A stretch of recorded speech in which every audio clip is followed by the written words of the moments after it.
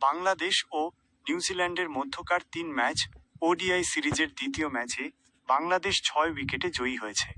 আজ 20 এপ্রিল 2026 মিরপুর শেরে বাংলা জাতীয় ক্রিকেট স্টেডিয়ামে এই ম্যাচটি অনুষ্ঠিত হয়। ম্যাচটির সংক্ষিপ্ত ফলাফল নিচে দেওয়া হলো। Score card: New Zealand 198 10, 48.4 over, Bangladesh 199 4, 35.3 over. ফলাফল: বাংলাদেশ 6 উইকেটে জয়ী 87 বল হাতে রেখে। খেলার মূল হাইলাইটস: নাহিদ রানার ফাইফার টসে জিতে নিউজিল্যান্ড প্রথমে ব্যাটিং করার সিদ্ধান্ত নেয়। বাংলাদেশের তরুণ পেসার নাহিদ রানা একাই ধসিয়ে দেন কিউই ব্যাটিং লাইন আপ। তিনি 10 ওভারে মাত্র 32 রান দিয়ে 5টি উইকেট শিকার করেন। কিউই ব্যাটিং নিউজিল্যান্ডের পক্ষে ওপেনার নিক কেলি সর্বোচ্চ 83 রান করেন। বাংলাদেশের শরীফুল ইসলাম 32 রানে 2টি উইকেট নেন।